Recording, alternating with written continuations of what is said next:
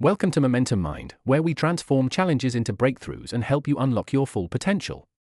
Here, every story, every lesson, and every idea is designed to spark your momentum, ignite your mindset, and guide you toward becoming your strongest self. Today, we journey through the mountain within us, exploring how fear, doubt, and shadows can be transformed into unstoppable strength. Stay with us as we climb higher together. Chapter 1: The Sleeping Mountain. The world was quiet when she first saw it. A vast valley stretched before her, pale blue mist curling above the ground, as if the earth itself were still dreaming.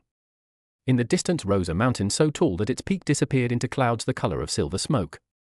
It wasn't an ordinary mountain, she could feel it.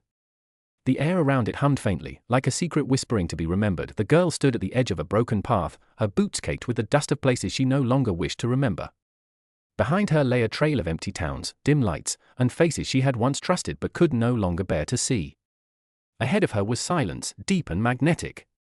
The mountain loomed like a promise, and a warning. They said no one climbed it twice. Not because it was dangerous, though parts of it were, but because those who reached the top were never the same again. Some returned with clear eyes and calm hearts. Others vanished into the mist, their names carried away by the wind. She had not come seeking adventure. She had come because she was tired of herself, of the noise inside her, of the endless feeling that something was missing but she couldn't say what. For so long, she had wandered in circles, hoping the world would give her answers. But now she had learned that the world was only a mirror. And the reflection she saw frightened her. The mountain's shadow stretched toward her as the sun sank lower, long and dark like a giant hand reaching across the valley. She shivered. The air smelled of iron and pine. "Why here?" she murmured aloud, though no one answered. Her voice sounded small against the wind. "Because here," said the silence. "Here is where you begin." She looked up again. The mountain seemed alive now, breathing slowly, as if waiting for her to make the first move. She didn't know what waited for her within its walls of stone, but something deep inside whispered that this mountain wasn't made of rock alone. It was made of every fear she'd buried, every wound she hadn't healed, every dream she'd abandoned because she thought she wasn't enough. She took one step forward, the ground shifted under her boot, and the path began to rise, twisting like an old scar up the side of the mountain. The climb was harder than she expected. The air grew thinner, colder. Each breath burned a little more than the last. After a while, she came upon a stone marker, weathered by countless storms. A single word was carved into it, though most of the letters had faded. She brushed away the dirt until she could read it. "You." Her chest tightened. It felt like the mountain was speaking directly to her. As she climbed higher, the fog thickened until she could barely see her own hands. The world fell away beneath her, replaced by a pale blur of light and shadow. Her thoughts echoed loudly in the emptiness. Every doubt she had ever whispered to herself came back, amplified. "You'll never change. You'll fail again. You don't deserve peace." The mountain wasn't quiet anymore. It was talking to her, and every word struck like a hammer on glass. She pressed her palms over her ears, but the voice wasn't outside, it was within her. She stumbled, nearly falling, and caught herself against a jagged rock. The stone cut into her hand, drawing blood, bright and red against the grey. She stared at it, trembling. The sight of it somehow made everything feel real. "I'm not going back," she said through her teeth. "Not this time." The wind roared as if in reply. At last, after what felt like hours, she found a small hollow in the mountainside, a shallow cave with a smooth stone floor. She crawled inside, curling up against the cold wall. Outside, the wind howled like a wounded animal, shaking the world. She was too tired to fight it. Too tired to think.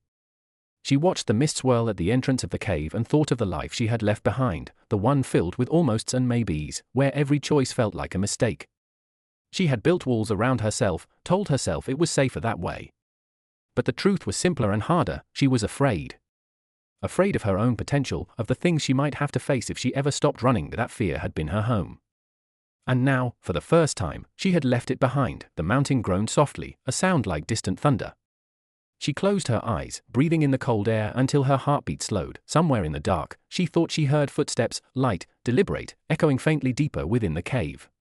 Her body went rigid. "Who's there?" she called out, her voice breaking. No answer. Only the drip of water and the low sigh of wind through unseen cracks. She rose to her feet, straining her eyes against the shadows. Then she saw it, a faint, golden glow flickering deeper in the cave, like a lantern swaying in the distance. It couldn't be real, she thought. No one else was supposed to be here. Still, something in her chest, curiosity, or maybe the first spark of courage, pulled her toward it. She stepped deeper into the dark, following the light as it danced just out of reach. The cave grew narrower, the air warmer. The glow pulsed gently against the stone walls, revealing old carvings, spirals, stars, shapes that looked like eyes watching her from the rock. Finally, she reached the source. It wasn't a lantern. It was a crystal, suspended in the air, glowing softly like the heart of the mountain itself. When she reached out and touched it, the warmth seeped through her skin, filling her with a strange calm. For the first time in a long while, she felt, still, the crystal shimmered brighter. Then a voice, not cruel like before, but gentle, familiar, spoke inside her mind. "Welcome," it said. "You have finally come to meet yourself." The light flared, flooding the cave until she had to close her eyes. And in that blinding gold, she saw flashes, memories of every mistake, every heartbreak, every moment she had turned away from her own strength. When the light faded, she was alone again. But something had changed. The crystal was gone, yet its warmth remained inside her chest. Like an ember, she looked toward the mouth of the cave. The storm outside had quieted. The path continued upward, winding toward the unseen summit. Her hand still stung where the rock had cut her, but she didn't mind. The wound felt honest, proof that she was still here, still moving, still trying. She took a deep breath and stepped back into the pale light of dawn. The mountain waited, vast and unmoving. Somewhere above, its peak disappeared into the clouds, and though she didn't know it yet, what waited for her there would change everything. Chapter 2. The Valley of Echoes. Morning came quietly, as if afraid to disturb the mountain's deep slumber. The girl awoke to the pale gold of sunlight creeping through the cave's mouth, spilling over the stone floor in trembling beams. The air was sharp and cold, but it no longer bit as cruelly as before. She stepped outside. The world below her was wrapped in mist, soft and endless. The valley she had crossed seemed so far away now, like a dream she had already begun to forget. For a moment, she felt proud. She had made it through her first night. But the mountain did not praise her. It only waited. She tightened her cloak and began to climb again. The path had grown steeper.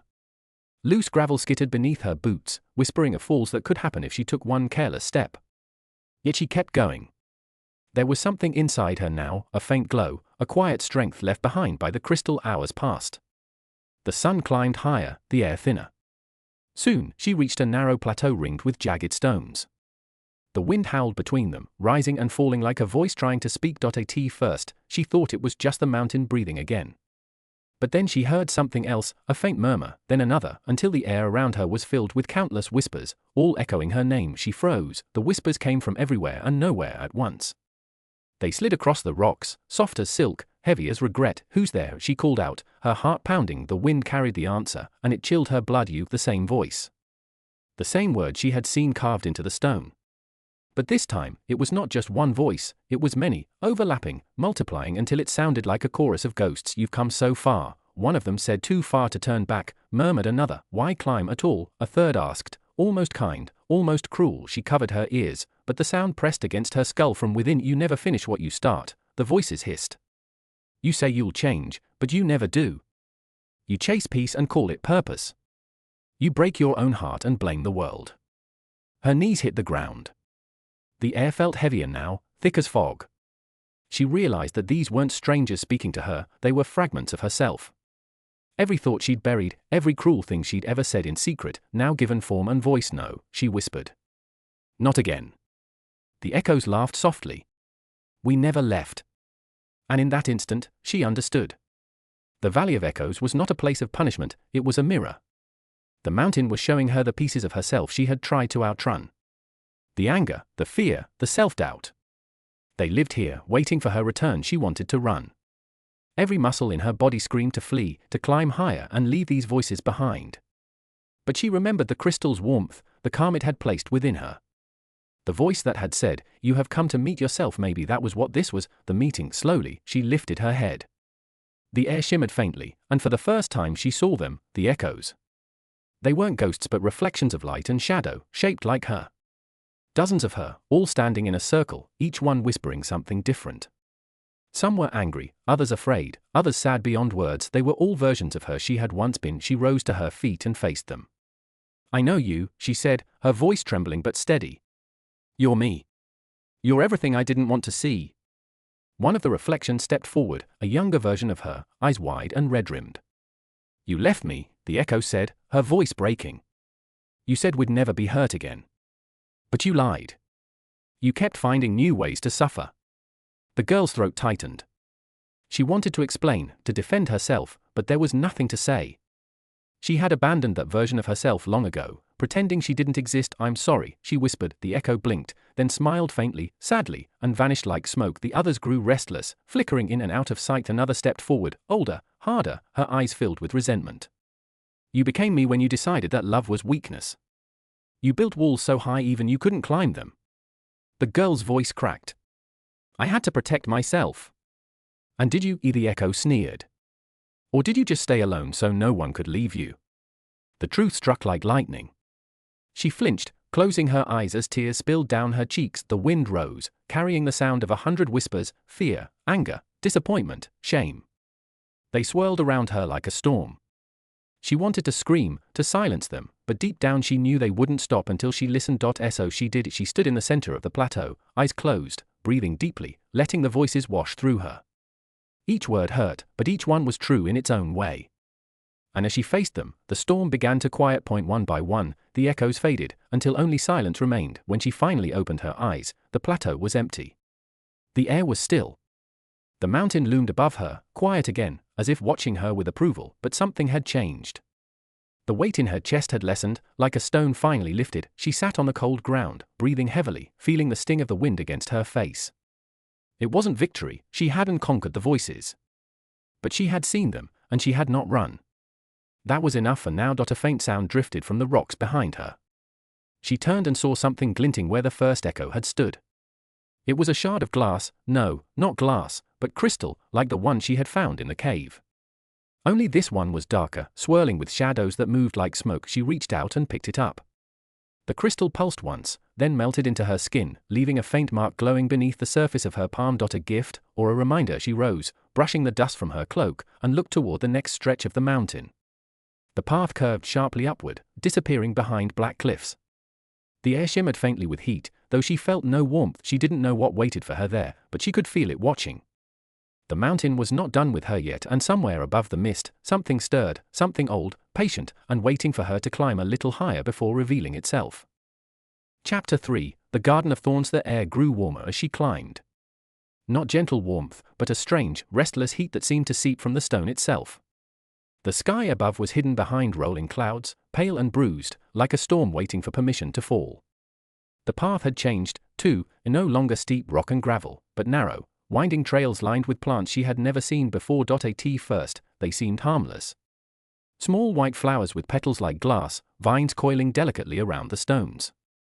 But the higher she went, the thicker they became, until the path disappeared entirely beneath a twisting web of green and crimson thorns. She hesitated. The vines pulsed faintly, as if alive, their thorns glinting like small blades in the dim light. There was no way around them. The only way forward was through. Her fingers brushed one of the vines. It recoiled instantly, like a living thing caught off guard, then struck back, nicking her wrist. A thin line of blood bloomed across her skin. She stumbled backward. "What are you?" she whispered. The mountain answered with silence. For a moment, she thought about turning back, returning to the safety of the plateau, to the empty echoing valley she'd already conquered. But that wasn't the point, was it? The mountain didn't ask for comfort. It demanded honesty. So she took a breath and stepped forward again. Each vine seemed to sense her presence now, twitching as she passed, whispering faintly in a language made of rustles and sighs. She tried to move carefully, but the thorns still found her, small, sharp reminders that progress would cost her something. After what felt like hours, she reached a clearing. It was unlike anything she'd ever seen, a vast garden carved into the side of the mountain, glowing faintly under a strange amber light. Everywhere she looked, flowers grew out of stone, vines crawled across statues, and roots burst through cracks in the earth. The air smelled sweet but heavy, almost intoxicating. At the center of it all stood a single tree, tall, magnificent, and wrapped in the thickest thorns of all. Its bark was black as obsidian, its branches coiling upward like outstretched arms. Beneath it lay a pool of perfectly still water, so clear it reflected the tree like a mirror. She approached slowly. The closer she got, the louder the whispers became, not voices this time, but thoughts. Her own thoughts, spinning through her head like a wheel she couldn't stop. "You've changed so much. No one will understand you now. Maybe you were better before. Maybe this is who you really are, someone who breaks everything she touches." Her chest ached. The voices weren't cruel like the echoes from before, they were seductive, almost tender. They wanted to draw her in, to make her believe that pain was safer than growth. She knelt beside the pool. Her reflection wavered in the still water, eyes wide and uncertain. The reflection smiled at her, though she hadn't moved. "Why do you keep climbing?" it asked softly. She stared, unable to answer. "You could rest here," the reflection continued. "You've faced your fears, haven't you? You've proven yourself strong. Why go further when you could stay in this beautiful place and call it peace?" She wanted to believe it. The air was soft and warm. The garden was alive, wild, and strangely comforting. Maybe it was enough. Maybe she didn't need to reach the summit at all, but then she looked closer at her reflection and saw that it wasn't her. Not really. The face staring back was calm, too calm. The eyes were empty. And just beneath the surface of the pool, she saw something moving, roots, black and slow, twisting upward like snakes beneath the water. This wasn't peace. It was a trap. The tree groaned above her, and the vines began to shift. They slithered across the ground, curling around her ankles, her wrists, pulling her toward the roots. She tried to fight, but the more she struggled, the tighter they grew. Their thorns dug into her skin, and the sweet air around her thickened into poison. The whispers rose again, gentle, insistent. "Stay. You've done enough. You don't have to hurt anymore." She closed her eyes, tears stinging the corners. For a moment, she wanted to listen. She wanted to let go, to let the vines carry her into stillness. Maybe it wouldn't be so bad to stop fighting, but somewhere deep inside, beneath the fear and the exhaustion, she heard another sound, a faint heartbeat, steady and real. It wasn't the mountains this time. It was her own. She thought of the crystal's warmth, the echo's forgiveness, the blood on her hands, and the way the sunrise had felt on her face that morning. Every step she had taken had been painful, yes, but every step had been hers. She opened her eyes. "No," she whispered. The vines tightened, thorns biting into her skin. "I'm not staying here," she said louder. "Not in a garden built on my fears." The vine shuddered, confused. She reached for one of them and gripped it tight despite the pain. "You don't protect me," she said through gritted teeth. "You only keep me small." And then she pulled the thorn slice deep into her palm, but she didn't stop. She tore the vine away from her wrist, then another, and another. Blood smeared across her arms, but the vines recoiled like they had been burned. The reflection in the pool twisted, its smile breaking into a snarl before dissolving completely. The air snapped, like a string pulled too tight, and the entire garden seemed to exhale. The vines loosened. The tree groaned once more, then grew still. She fell to her knees, breathing hard. The pain in her hands throbbed, but she barely noticed. The garden was quiet now, truly quiet. The amber light faded to soft grey. The flowers began to wither, their petals falling like ash. The air cooled, and then, beneath the dead leaves, she saw something glimmering, a small stone, smooth and pale, shaped like a tear. When she picked it up, it pulsed gently in her palm. The mark on her hand where the first crystal had melted into her skin glowed in response. She didn't know what the stones meant yet, but she could feel their weight, their purpose. Pieces of herself returning, she stood and looked once more at the black tree. It stood motionless, stripped of its illusions, its thorns dull and lifeless now. For a moment, she thought she saw a faint light deep within its trunk, like a heart still beating, waiting to be reborn. The path continued behind the garden, winding upward into mist. The air was colder there, sharper, as if the mountain was preparing her for what came next. She took one last look at the garden, the place that had nearly convinced her to stay, and whispered, "Not yet." Then she turned and began the climb again. Behind her, the garden fell silent, but somewhere deep within the black tree, something stirred, a single thorn twitching, faintly alive, waiting for its next chance to bloom. Chapter 4, The Bridge of Smoke. The climb was quieter now, though the silence no longer comforted her. It was too still, too deliberate, like the mountain was watching her again. The air had turned colder, the warmth of the garden fading behind her as the world above grew grey and pale. Mist curled around the rocks, blurring the edges of everything, until she felt as if she were walking through a dream that refused to end. She followed the path as it narrowed, winding like a thread through cliffs of stone. Each step echoed faintly, though the sound never seemed to reach far before dissolving into the fog. The air here smelled faintly of smoke, not the bitter, choking kind, but something softer, almost sweet. After some time, she noticed the ground beneath her feet was changing. The solid stone gave way to ash.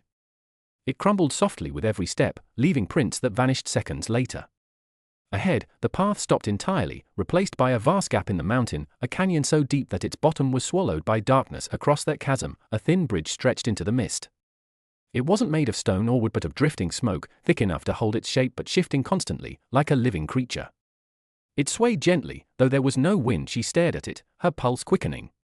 One look was enough to know, if she hesitated too long, if she doubted for even a moment, the bridge would vanish. There was no other way forward. The mountain was testing her again. Not her strength this time, but her trust. She approached the edge. The bridge pulsed faintly, each wisp of smoke curling like a beckoning hand. When she placed one foot on it, it held, barely. The smoke shivered beneath her boot, forming thin ripples that glowed faintly with light. She took another step and another with each one. The bridge sighed, bending slightly under her weight. The canyon below exhaled a low, endless hum, as if the world itself were breathing. She tried not to look down, but curiosity betrayed her. Beneath the bridge, the darkness moved, not empty, but full of shifting shapes, faces, and memories swirling like smoke. She saw moments from her life reflected there, the day she gave up on something she loved, the arguments she never forgot, the times she said yes when her heart screamed no. Every shadow carried her face. She froze mid-step. The bridge trembled beneath her. You're not ready, the darkness whispered. You'll fall like you always do. She clenched her fists, the marks on her palms glowing faintly through her gloves. No, she whispered, her breath white in the cold air. I've fallen before. And I'm still here. The bridge steadied for a heartbeat, but then something else appeared on it. A figure stood ahead of her, halfway across. It looked like her, though older somehow, her posture straighter, her eyes calm and knowing. The reflection smiled faintly, the kind of smile that carried both kindness and challenge. Go back, the reflection said softly. You've done enough. Her heart tightened. You're not real. The reflection tilted its head. Aren't I? I'm who you think you'll become when you finally make it. When the mountain is behind you and the pain is gone. But what if that's a lie? What if you're climbing toward someone who doesn't exist? She didn't answer. The figure stepped closer, the bridge steady beneath its feet while hers began to tremble. Do you even know what you want? The reflection continued. You say you want peace, but you chase struggle. You say you want freedom, but you hold on to every wound like it's proof that you matter. The smoke around her swirled violently now, rising in ribbons that wrapped around her arms and legs. I'm climbing, she said through clenched teeth, because I don't want to be ruled by what hurt me. The reflection smiled again, sadly this time. Then let go. Of what? Of who you think you need to become. The bridge lurched suddenly, and she stumbled forward. The reflection reached out a hand. Instinctively, she grabbed it. For an instant, warmth shot through her arm, then she realized the reflection wasn't helping her up. It was pulling her down. The bridge buckled. Smoke burst upward in thick waves. The canyon's whisper turned into a roar. She tried to pull free, but the reflection's hand felt solid, cold as stone. Stop fighting, it said gently. You don't need to climb anymore. You can rest in what you already are. For a heartbeat, she almost believed it. The pull of the reflection was strangely soothing, like sinking into sleep. But then, deep in her chest, that faint crystal pulse returned, the reminder that peace wasn't found in surrender. She met the reflection's gaze and said quietly, if I stop now, the mountain wins. And with all her strength, she tore her hand free. The reflection's face twisted, not in anger, but in grief, before it dissolved into smoke, scattering across the canyon like dying embers. The bridge rippled violently, threatening to unravel. She didn't think, she ran. Each step sent waves of smoke rolling beneath her feet. The air burned in her lungs, but she didn't stop until she leapt from the bridge and hit solid ground on the other side. She fell to her knees, gasping, her heart hammering so hard she thought the mountain might hear it. Behind her, the bridge faded slowly, curling away into the mist until nothing remained but silence. She lay there for a while, staring at the fog. Her hand shook, not from fear but from something deeper, a strange, wild relief. She had crossed. She had faced the version of herself that wanted comfort more than growth, and she had chosen to keep going. When she finally stood, she noticed something strange. The air around her shimmered faintly, and a new mark had appeared beneath her skin, a thin line running up her wrist, glowing softly like molten silver. It connected to the first mark from the valley and the second from the garden, forming a fragile, luminous path along her arm. It felt alive. She followed the mountain trail again, this time through a narrow tunnel of stone that pulsed faintly with that same silvery light. The walls were smooth, the air cold but calm. As she reached the end of the tunnel, she saw daylight again, but this time it was not the cold grey of morning. It was a strange, golden light, warm and steady, spilling from the sky ahead. She stepped out and found herself standing on a wide ledge overlooking clouds so thick they looked like a sea. For the first time, she was above the mist. The world below was hidden, small and distant, but she wasn't alone. Across the ledge stood a figure cloaked in white, its face hidden beneath a hood. It faced the horizon, still as stone. She opened her mouth to speak, but before she could, the figure turned, slowly, deliberately, and though its features were veiled, she felt its gaze pierce straight through her. You've come far, it said in a voice like wind through hollow stone. But every climb has its shadow. The mountain rumbled beneath her feet, low and deep, as if agreeing, and before she could ask what that meant, the ground cracked open behind her, releasing a sound like thunder. Something was waking. Chapter 5. The shadow below. The sound rose from deep within the mountain, low at first, like distant thunder, then growing until the air itself seemed to shiver. Stones trembled beneath her feet. The hooded figure did not move. It stood calm and silent, as if it had been waiting for this very moment. She staggered backward as the ledge split open behind her, revealing a narrow rift that pulsed with dim red light. The heat that poured out was unlike anything she had felt before, alive, angry, old. The mist below began to swirl violently, forming a spiraling vortex of shadow. "What's happening?" she shouted over the roar. The hooded figure's voice was steady. "The mountain remembers everything you've buried. You've climbed through fear, through doubt, through comfort. Now you must climb through truth." "Truth," she echoed. The figure lifted its head slightly. "The truth of what you've done to yourself." Before she could answer, the ledge gave way beneath her feet. She fell, down into the red light, through air that felt like smoke and fire. She didn't scream. The fall wasn't fast, it felt slow, deliberate, like the mountain was lowering her into its heart. When she landed, it was on soft black sand. She looked around. The world here was vast and silent. The air shimmered faintly, though no source of light could be seen. In the distance stood towering shapes, massive pillars of obsidian rising from the ground like teeth. Between them flowed a slow river of molten light, not fire but memory. It wasn't heat she felt here, it was emotion. The air vibrated with it, thick and heavy. Each breath filled her chest with a pressure that made it hard to stand. She realized then that she was no longer alone. From the shadows between the pillars, shapes began to emerge, dark, blurred, and human. At first, they were just outlines, but then faces began to form. Familiar faces, she recognized them one by one. People she had loved. People she had hurt. People she had let go. They surrounded her silently, eyes hollow and shimmering. She backed away, her pulse quickening. "You're not real," she whispered. One of them stepped closer, a man with kind eyes she remembered too well. His voice was soft, echoing through the empty air. "You think we're not real because it's easier than facing what you did." She froze. "I didn't," but she couldn't finish the sentence. The man reached out, his hand hovering inches from her shoulder. "You carry guilt like a shield," he said. "You call it responsibility, but it's only fear in disguise. You punish yourself for things long gone so you don't have to forgive yourself." She shook her head, tears burning in her eyes. "You don't understand. I was trying to do what was right." He smiled sadly. "And yet here you are, still trying to prove it." His hand brushed her shoulder, and in an instant she was flooded with memory, words she wished she could take back, choices made in fear, apologies never spoken. She felt every moment as if it were happening again, each one heavy and sharp as glass. The others began to move closer. Their whispers joined together, a low hum that filled the air like wind through hollow stone. "You abandoned us. You doubted yourself. You let love die. You stopped believing." Their words spun around her like a storm. She covered her ears, but it didn't help. They were inside her, under her skin. "Stop," she cried. "Please." The ground shuddered. The light from the river flickered violently. And then, from the far side of the cavern, something began to rise. It was enormous, crawling from the shadows like smoke given shape. Its body was made of shifting darkness, its form always changing, part human, part beast, part nothing at all. But its eyes were unmistakable. They were hers. She fell to her knees, breath stolen by terror. The creature tilted its head.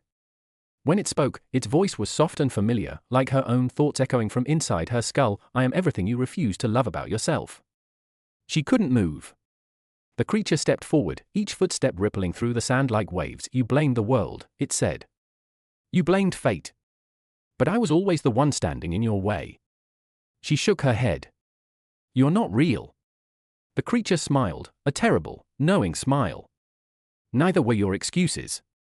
It lunged. She dove aside, the sand exploding where she had stood. The creature's hand, if it could be called that, swept through the air, leaving trails of black smoke that burned when they touched her skin. She ran, her breath ragged, her legs trembling. The cavern stretched endlessly, the pillars shifting, closing in around her. "Why run?" the creature called after her. "You've always been running. You climb and climb, but every path leads back to me." She stumbled and fell. Her hands hit the sand, the glowing mark on her palm pulsing violently. The crystals beneath her skin burned like fire, and then she remembered. The voice of the crystal. The warmth it had given her in the cave. You have finally come to meet yourself. She rose slowly. The creature loomed over her, its eyes burning like twin suns. You can't destroy me, it said. I knew. I know, she whispered. But I don't have to fight you anymore. The creature hesitated. She took a step forward. You're my anger. My fear. My shame. But you're also my power. You were born to protect me when I didn't know how. You kept me alive. The darkness around the creature began to tremble. But I don't need protection now, she said, her voice steady. I need freedom. The marks on her arms flared with light, white and gold, spreading like veins of fire. The creature staggered back, its shape flickering wildly. She reached out and touched its chest. Her hand passed through smoke and shadow, but she felt something solid beneath, a heartbeat. The creature gasped. The cavern filled with light so bright it burned through the mist, through the walls, through everything, and then, silence. When she opened her eyes, the creature was gone. The cavern was still and empty, the river of light now calm and silver. She stood alone in the darkness, the marks on her arms glowing faintly like constellations. The guilt, the anger, the fear, they hadn't vanished. They had become part of her, quiet and steady, no longer monsters but memories. A narrow staircase of stone rose from the sand ahead of her, winding upward through the shadows. She didn't know where it led, but she felt lighter now, hollowed out, but in a good way, like space had been made for something new. She took the first step. Far above, the mountain rumbled again, though this time it didn't sound angry. It sounded alive, and high above the cavern, unseen in the mist, the hooded figure turned toward the summit and whispered to the wind, "She's ready." Chapter 6, The Hall of Mirrors. The staircase led her into a corridor carved from the heart of the mountain itself. The stone walls were smooth, dark, and cold, yet they shimmered faintly with a strange light that seemed to come from nowhere. She ran her fingers along the surface, feeling the vibrations beneath her fingertips, tiny pulses, like a heartbeat echoing through the mountain. As she advanced, the corridor widened into a hall, impossibly tall, its ceiling lost in shadow. The walls were covered with mirrors, but not ordinary ones. Each reflected not her present self, but versions of her from every path she had ever taken, or avoided. She stopped, breath-catching. One mirror showed her as a child, curled up and crying after a dream had shattered. Another reflected her as a teenager, stubborn and proud, walking away from friends who had needed her. Another older version showed her turning away from love, a shadow in her own life. Every reflection whispered in her mind, fragments of thoughts she had buried long ago. You weren't enough, you failed, you should have done more, you could have been braver. She staggered backward, gripping the wall. The reflections multiplied, dozens, then hundreds, each one stepping forward in the glass as though trying to escape their frames. The hall echoed with a chorus of voices, overlapping, relentless, pressing against her mind. You've run from us for too long, one voice said, soft but cutting. We are every mistake, every regret, every choice you tried to forget. I'm tired, she whispered. I can't. A sudden crack split the air. One of the mirrors shattered, pieces falling to the floor like glittering black shards. The reflection in it didn't break, it climbed free, stepping into the hall. She gasped. The version of herself that emerged was calm, confident, and terrifyingly familiar. You think you've grown, the mirror self said. But growth isn't just moving forward. It's facing every version of you you've hidden from. Her heart pounded. I can't, there are too many. There are as many as there need to be, the mirror self replied. Its eyes were sharp, piercing. You've hidden, excused, and avoided. Now it's time to see what's real. The other reflections began to stir, pressing against the glass like shadows trapped behind thin skin. Their whispers grew louder, more insistent. Face us, see us, stop running. The girl took a shaky breath. She looked at the nearest mirror and stepped forward. I see you, she said. The reflection smiled faintly. Good. Then touch us. Hesitantly, she reached out. Her fingers met the smooth surface, and immediately she felt a jolt, not pain, not pleasure, but recognition. She saw herself in that instant, not as a victim, not as a failure, but as someone who had fought through every fear, every doubt, every shadow that had tried to stop her. The mirror rippled like water, and she found herself drawn inside, standing in a world of swirling light and shadow.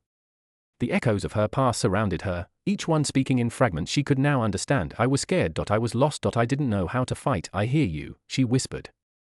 I understand. The shadows twisted, forming a circle around her. The mirror self stepped forward, placing its hand over hers. You've carried the weight alone for too long. It's time to let it be part of you without letting it control you. She felt warmth spread through her, the marks on her arms pulsing in harmony with the light of the hall. The shadows of her past, her fears, regrets, failures, coalesced into a single figure, small, human, and trembling. She reached out, and for the first time, she embraced it. The darkness recoiled at first, sharp and biting, but gradually softened under her touch. It merged with her, not erased, not destroyed, but integrated, something she could carry without fear. The mirrors all around her shattered simultaneously, fragments raining to the stone floor, yet none cut her. The hall felt lighter, the air pulsing with quiet energy. She could see now that the reflections had been teachers, not judges, each one showing her a piece she needed to accept. The mirror self smiled one last time. This is only the beginning. The mountain will test you again, and the climb will grow harder. But now, you know, every shadow belongs to you, and you to them. The hall began to shift. Stone walls melted into mist, leaving a narrow path that led upward. She could hear the faint rushing of wind and the distant echo of what seemed like footsteps, her own, but amplified, as if the mountain itself was moving with her. Before she stepped forward, she turned to look back at the hall of mirrors. Though the fragments of glass lay scattered, she could see her reflection faintly in every shard, smiling, not at her, but with her. And then the mist swallowed the hall completely. She took a deep breath, feeling the marks on her arms pulse again, stronger this time. The path before her narrowed, winding toward a higher, unseen part of the mountain somewhere above. She sensed a presence waiting, patient and ancient. A low rumble echoed through the stone, like the mountain exhaling, and as she climbed into the mist, she could feel that the real test, the one that would decide whether she would rise or fall, was yet to come. Chapter 7, The Lake of Reflection. The path above the Hall of Mirrors was narrow and slick with dew. Each step sent tiny shivers through her legs, and the fog that clung to the mountain was thicker here, curling around her like fingers trying to hold her back. She walked slowly, hands brushing along the stone wall for balance, the glow from the marks on her arms lighting the path just enough to see the next step. The mountain felt alive now, pulsing beneath her feet, humming through the air, as if testing her resolve. Every rock, every gust of wind seemed deliberate, as if the mountain itself were guiding her. After hours of climbing, the mist parted to reveal a vast lake nestled between jagged peaks. Its surface was so still it mirrored the sky perfectly, though the sky itself was muted, almost silver. She could see no edges to the water, only endless reflection, infinite and calm. She approached the shore carefully. The water's surface shimmered faintly, like liquid glass. Her reflection looked back at her, tired, bruised, but undeniably alive. She knelt, fingers hovering over the lake. The reflection didn't mimic her movements exactly. Instead, it shifted, showing her not as she was now, but as she could be, strong, unafraid, whole. Yet when she blinked, it changed again, revealing moments of doubt and sorrow, the scars she thought were hidden beneath her skin. The lake did not lie. She remembered the crystals, the shadows in the cavern, the echoes from the valley, the garden of thorns, and the bridge of smoke. Each trial had shown her a part of herself she had ignored, fled from, or punished. Each had left its mark, and now here, the lake reflected everything at once. She took a deep breath. "I see you," she whispered. "All of you." The reflection shimmered, then rippled outward, and the lake began to respond. Shapes rose from its surface, soft, glowing forms that danced just above the water. They were memories, not hers alone, but moments of connection and love she had once cherished. A hand pressed against hers as she reached out, not real, yet warm enough to make her chest ache. "You feared love," the lake seemed to whisper, "because it could be taken. You feared yourself because you could not control it. But fear does not define you." She felt tears slip down her cheeks. She wanted to look away, to run back to the safety of the mountain she had conquered so far, but the lake drew her in, deeper than she had ever felt. "I've run long enough," she said. "I accept it all, the fear, the sorrow, the love, the loss." The water responded instantly. Waves rippled outward, gentle but insistent, washing over her hands and knees. The lake reflected not just who she was, but who she could become if she embraced everything without judgment. The marks on her arms pulsed brightly, and the warmth from the crystals spread, filling her chest. Suddenly, the water shimmered violently, and a figure emerged. Not a reflection, but a presence made of the lake itself, tall, fluid, its form shifting with every breath, eyes like liquid silver that held both judgment and mercy. "You've come far," the figure said, its voice echoing across the water. "But the mountain does not yield its summit to those who deny themselves. Will you face the last part of yourself?" "I will," she whispered. Her voice was steady now, though her heart thumped with anticipation. The figure extended a hand made of light and water. When she touched it, a shock ran through her body, not painful, but awakening. Memories she hadn't even known she remembered flashed across her mind, acts of kindness, moments of courage, and times she had stayed when she wanted to leave. The lake reflected them all. She realized something profound. Her struggles, her fears, and her failures had been part of the journey, yes, but so had her resilience, her love, her ability to rise again. The surface of the lake began to glow. The mist above it lifted slightly, revealing more of the mountain beyond, jagged peaks rising higher than she could see, cliffs that seemed impossible to climb. You are ready to rise, the lake figure said. But the mountain will demand one final choice. She felt the pulse in her chest, the marks, the warmth, the memories converging, and understood. The lake had shown her the truth. She could not ascend by denying her past or her fear. She had to take it all, carry it, and move forward anyway. The figure dissolved into the water, and the lake's surface calmed. She knelt for a moment longer, letting the quiet fill her, letting the clarity settle like a stone in her chest. When she finally stood, she saw a narrow cliff path spiraling upward along the far edge of the lake, disappearing into clouds above. The summit was still unseen, but she no longer feared it. With one last glance at the silver water, she began to climb again. The mountain rumbled softly beneath her feet, not in anger, but in anticipation. Somewhere high above, beyond the clouds, something waited, something vast, ancient, and patient, and she was ready to meet it. Chapter 8. The Skyfire Summit. The path narrowed as she climbed higher. The air grew thinner, carrying a sharp, metallic taste that made her throat ache with every breath. The wind lashed at her face, icy and unrelenting, and yet it carried a strange warmth beneath its bite, as if the mountain itself were alive, breathing, watching. She pressed on, each step deliberate, every movement measured against the pull of gravity and the pull of doubt still lingering in her chest. Above, the clouds swirled like molten silver, hiding the summit in a shifting veil. Sunlight, or something like it, glimmered faintly through the mist, painting the stone in pale gold and shadows. The mountain's pulse was stronger here, a rhythm she felt in her bones, a heartbeat that matched her own. Ahead, the trail opened onto a wide ledge. The stones here glowed faintly, veins of light running through them like fire trapped in rock. She paused, marveling, and noticed the air shimmer around her. Sparks of electricity danced across the stone, tiny arcs that leapt up from the ground, crackling softly in the cold air. The summit was close, she could feel it. Something immense waited above, something patient, watching. She knew she had only moments before the mountain would test her in a way it had never done before. From the mist ahead, a figure appeared, enormous and radiant, its body composed of swirling fire and light. It stood tall, a presence that seemed older than the mountain itself, and yet its gaze felt intimately personal. The fire flickered like it breathed, sparks drifting off like tiny stars falling into the void. You have climbed far, the figure said, voice deep and resonant, like thunder echoing through stone. But the summit is not given to those who only climb. It is given to those who face what they carry. She swallowed hard, the marks on her arms burning brightly as if in answer. "I've faced it," she said. "I've faced the shadows, the echoes, the fears, everything I hid from. I am ready." The fire creature tilted its head. "Ready? You carry them still. Your anger, your shame, your regrets. They live in you. Can you carry them to the top without letting them consume you?" "I can," she said, though her voice wavered. The path to the summit was narrow, flanked by chasms so deep that the wind howled from below. Lightning crackled across distant peaks, illuminating jagged cliffs that seemed impossible to scale. She tightened her cloak, gripping the edges of the stone as she stepped forward.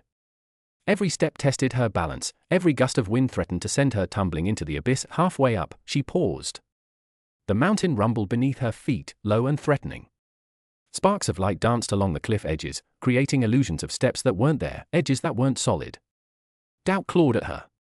The memories of her past failures, of the voices from the Hall of Mirrors, whispered again, "You won't make it. You're not strong enough. You're always alone." She pressed her hands to her chest, feeling the warmth of the crystals beneath her skin, the pulse of light flowing through her veins.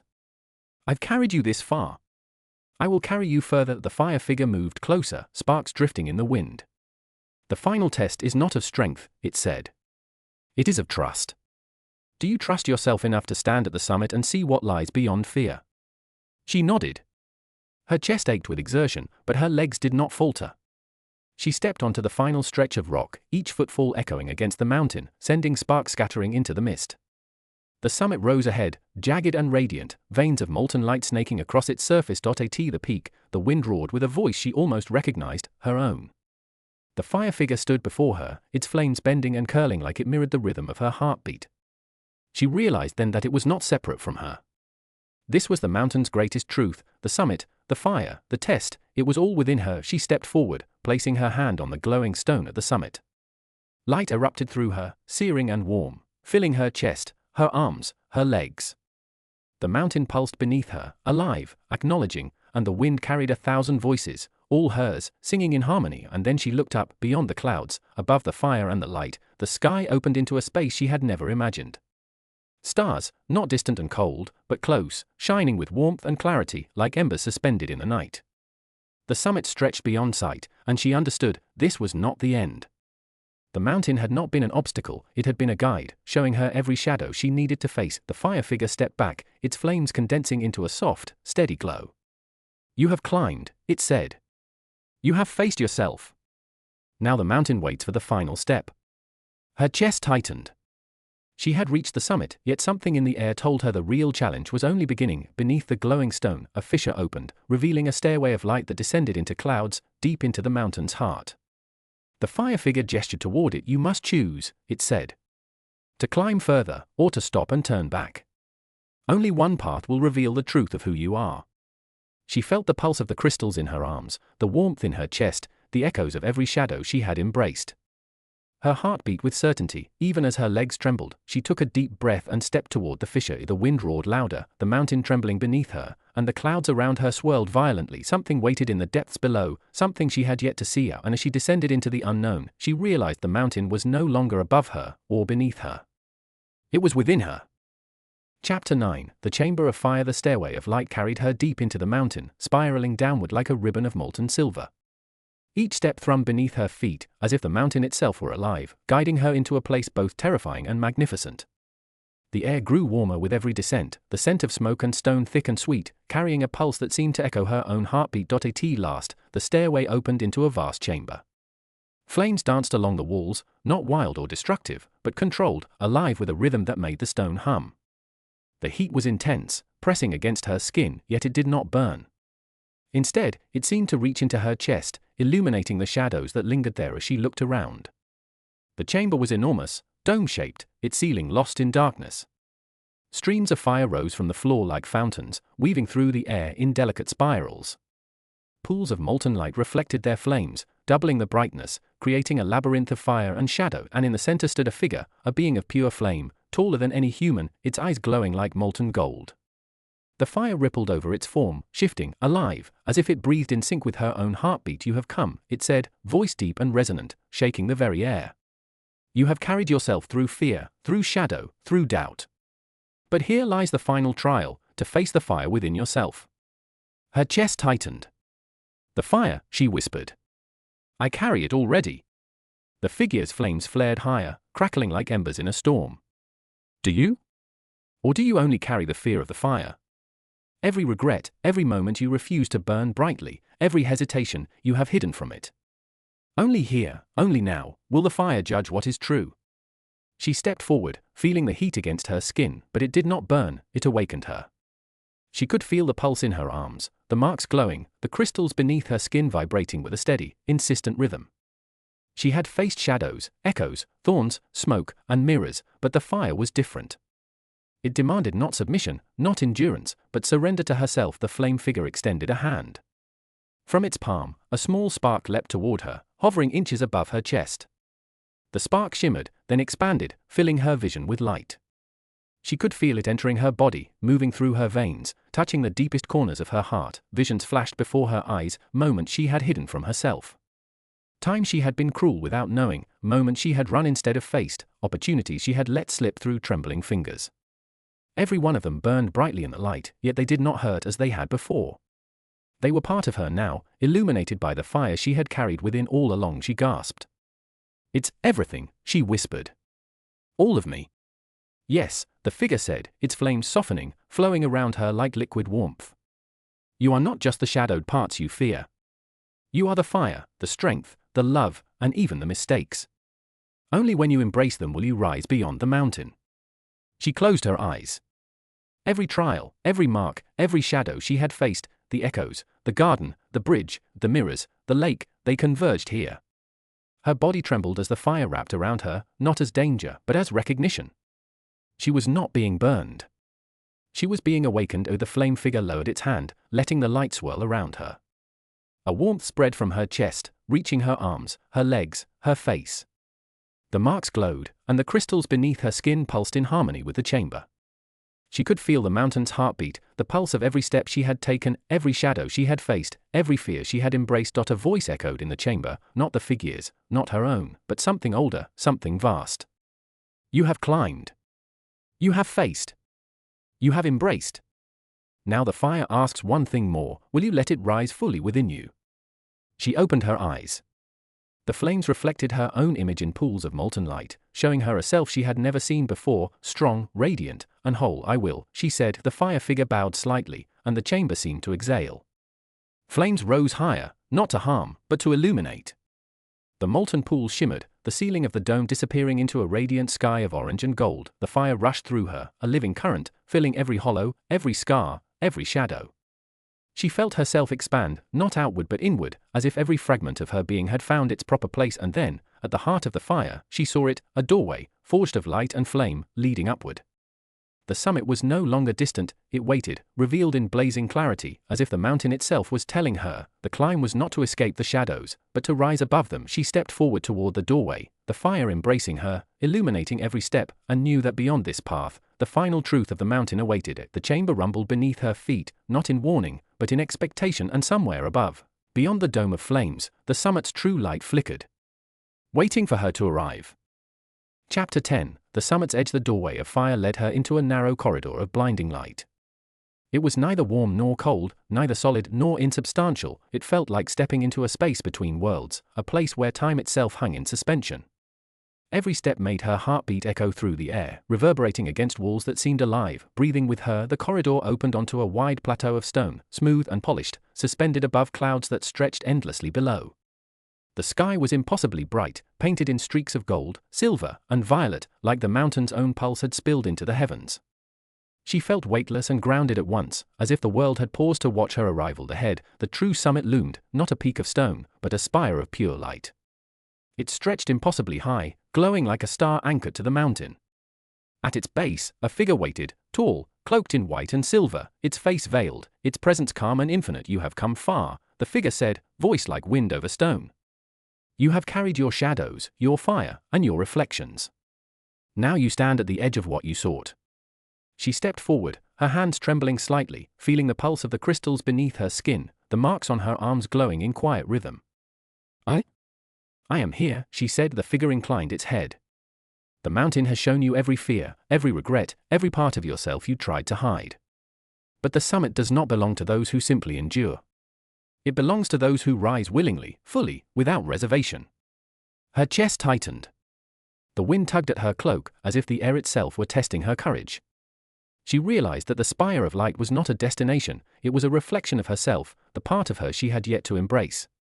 She had climbed, endured, and faced trials, but the final step required surrender, not to fear, not to shadow, but to herself. Are you ready? The figure asked, though the question felt less like inquiry and more like a promise. She hesitated, heart hammering. Below her stretched the clouds, infinite and soft, hiding valleys and echoes she had already conquered. Around her, the mountain hummed with expectation. And above, the spire waited, pure and blinding, yet inviting. Yes, she whispered, taking a step onto the edge of the plateau. The spire pulsed in response, sending waves of light across the stone. Her reflection shimmered within it, not her present self, but the sum of every trial she had endured. She saw herself trembling on the bridge of smoke, bleeding in the garden of thorns, confronting shadows in the cavern, facing the lake, and embracing the fire. She saw the girl she had been, the woman she had become, and the infinite possibilities she could still become. The figure in white stepped aside, revealing the base of the spire. She approached, feeling the warmth of the crystals beneath her skin flare like a heartbeat, synchronizing with the light of the summit. Each step toward it felt heavier and lighter at once, as if she were carrying every memory and shedding every doubt simultaneously. Halfway to the spire, a gust of wind roared, stronger than anything she had felt. Shadows flickered along the plateau, remnants of fears and regrets that still lingered. One tried to reach her, whispering in voices she knew. You're not ready. You've carried too much, you cannot rise. She stumbled, heart racing, but the light beneath her hand surged in response, pulsing fiercely through her veins. She remembered the lessons of the mountain. Every shadow had its place, every fear had taught her something, every scar was part of her strength. I am ready, she said again, louder this time, her voice cutting through the wind. I am not running. I am not hiding. I am here. The shadows recoiled, dissolving into mist. The spire's light flared, blinding, enveloping her completely. She felt herself lifted, not by force, but by the mountain itself, as if it recognized the courage she had carried through every step, every trial, every choice, and then she was standing at the summit, on the very edge of the spire of light. The clouds stretched endlessly below, and the sky opened above in a brilliance she had never imagined. She could feel the pulse of the mountain beneath her, steady, powerful, eternal. The figure in white stepped beside her. You have climbed through everything that bound you. You have carried yourself fully. But the mountain asks one final truth: will you rise entirely, or step back into what you know? She looked at the clouds below, the plateau behind her, the spire beneath her feet. Her chest ached with every emotion she had faced, yet her heart beat with clarity and certainty. I will rise, she said, and the words resonated through the air like a bell. The spire's light expanded, flooding her senses, and she felt herself become weightless, free, yet grounded in every part of herself she had ever feared. The mountain no longer tested her, it welcomed her, and in that moment, as the summit embraced her fully, she realized that the true mountain she had been climbing was not the stone, the fire, or the shadows, but herself. Yet even as the brilliance settled around her, a faint tremor ran through the mountain, a reminder that the journey was not yet complete. Something still waited beyond the summit, beyond the light, unseen but certain, calling her forward. Chapter 11. The heart of the mountain. The summit's brilliance faded slowly, leaving her standing in a quiet, glowing expanse. Clouds stretched below like soft waves frozen in time, and the air was electric, humming with the mountain's pulse. Yet even at the peak, she felt it, a subtle vibration beneath her feet, a reminder that the mountain had more to reveal. A narrow path spiraled upward from the spire, carved from pure crystal that shimmered with an inner light. Each step sent small sparks of brilliance into the air, like tiny stars igniting and fading with her heartbeat. She climbed cautiously, feeling both exhilaration and unease. The mountain was no longer a mere obstacle, it was alive, a presence both patient and infinite, guiding her toward something she could not yet see. At the very top, the path opened onto a circular platform, suspended impossibly above everything. The sky stretched infinitely, painted in gold, violet, and a faint green shimmer she had never seen before. And there, in the center, pulsed a heart-shaped cavity carved into the stone, glowing faintly like molten crystal. She approached it slowly, the air around her humming with anticipation. The marks on her arms flared in response, sending warmth through her chest, grounding her even as the wind threatened to unbalance her. The heart pulsed, and with it, she felt the mountain's own rhythm. Every step closer made her chest tighten, not with fear but with recognition. She realized the heart was not a thing separate from her, it was a reflection of her own courage, resilience, and power. You have climbed through every shadow, a voice said. It was soft, yet resonant, echoing in the space around her. The figure in white stepped beside her once more, its form steady, calm, unyielding. You have faced your past, your fears, your doubts, your fire. But the mountain has saved its deepest truth for this moment: the heart is not given. It is earned. Her hands hovered over the glowing cavity. The energy within it thrummed like a pulse, alive and responsive. Every fear she had faced, every failure, every scar she had carried, they all surged in her mind at once. The mountain seemed to ask her a single, impossible question: could she embrace all of it without flinching, without turning away, without trying to escape? She closed her eyes, letting the warmth from the crystals beneath her skin flood her senses. Memory surfaced, her first failures, the echoes of harsh voices, the shadows she had faced in the cavern, the reflections in the hall of mirrors, the fire she had embraced. And with them, moments of triumph, the sunrise on the plateau, the courage to cross the bridge of smoke, the embrace of herself in the lake her breath caught. The mountain was alive beneath her, alive with her. And yet, the heart pulsed as if waiting, demanding the final act of trust and surrender. I accept it all, she whispered. Her hands touched the molten edges of the heart, and instantly, a surge of energy shot through her. She felt herself expand, not outward, but inward, filling every hollow, every corner of herself that had been neglected or denied. The heart pulsed brighter, and the mountain rumbled beneath her feet. The crystals along her arms shone like veins of living light, and for the first time, she understood fully: the mountain had never been something to conquer. It had been a mirror, a test, a guide, and a teacher. And now, it had recognized her. The wind stilled. The clouds below and the sky above seemed to pause. The heart expanded, a gentle, infinite pulse, and she felt herself merge with it, not swallowed, not consumed, but completed. A voice, soft yet thunderous, filled her mind. You have become the mountain. You have become the fire. You have become the summit. But remember, this power is alive. It is not an end, but a responsibility. She opened her eyes. The platform beneath her glimmered, the heart's light reflecting in the crystals of the mountain path behind her. She could feel the pulse of life in every stone, every spark of wind, every whisper of the clouds.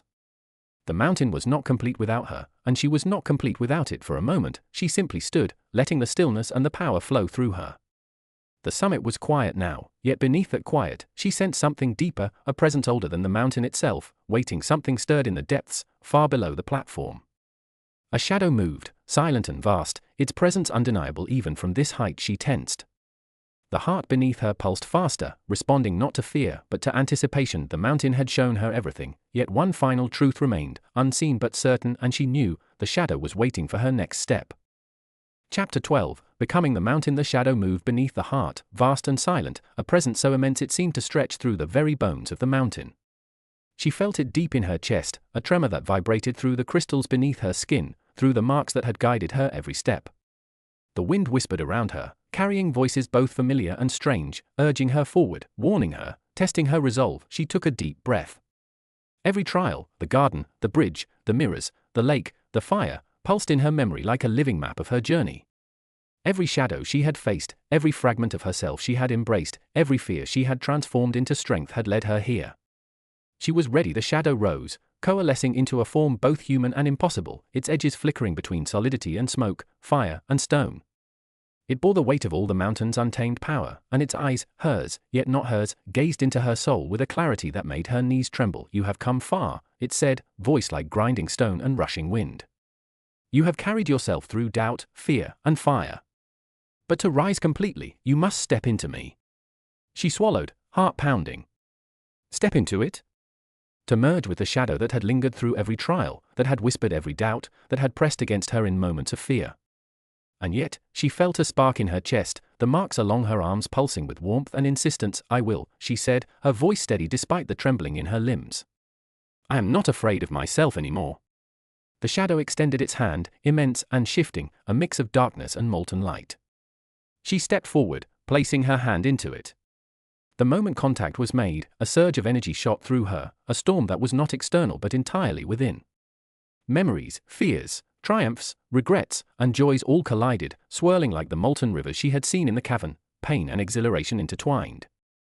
The weight of every moment she had tried to escape pressed against her, yet instead of breaking her, it became a bridge. Every fragment of herself, the frightened girl, the stubborn teen, the exhausted but determined woman, merged into something whole, radiant, alive. The shadow pulsed, then drew back slightly, allowing her to feel her own power fully.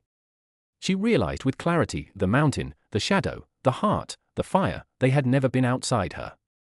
They were pieces of herself she had refused to see, waiting for her to claim them. The summit trembled gently beneath her feet, not in anger, but in recognition. The wind stilled. The clouds below and the infinite sky above shimmered with a brilliance she had never imagined, a reflection of everything she had carried and everything she had become. The shadow's voice softened. You are the mountain now. The trials, the fear, the fire, they are yours, and so is the light. But to hold it, you must never forget that it is alive, that you are alive, and that rising is an endless act. She nodded, feeling the pulse of life within her chest align with the heartbeat of the summit. The marks along her arms flared one last time, then settled into a quiet, steady glow. She was not merely standing on the mountain, she had become it. Every step she had taken, every shadow she had faced, every spark of fire she had embraced was now part of her, inseparable, eternal. The wind whispered through the summit, carrying a promise, the climb was never truly over. The mountain was infinite, as was she. The shadow melted into light, the clouds below stretched endlessly, and the summit's brilliance poured through her, steady, luminous, alive. She lifted her arms, feeling the full spectrum of her power and clarity.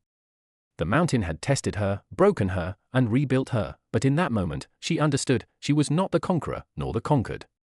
She was the mountain itself, immense, patient, unyielding, and alive with every shadow and every light she had ever carried. And from that height, with the world stretched endlessly below and the infinite sky above, she realized something deeper. The climb was never about reaching the top, it was about becoming the force that could stand there, unshakable, radiant, and whole. The summit pulsed once, a steady, eternal heartbeat. She closed her eyes, letting the wind, the fire, the light, and the shadows flow through her completely. She had become the mountain and the mountain had become her. Thank you for joining us on this incredible journey up the mountain within. Which self-help audiobook or transformative story should we explore next? Let us know in the comments below. Don't forget to like this video and subscribe to Momentum Mind for more powerful insights, immersive stories, and mindset breakthroughs every week. Keep your momentum alive and keep climbing.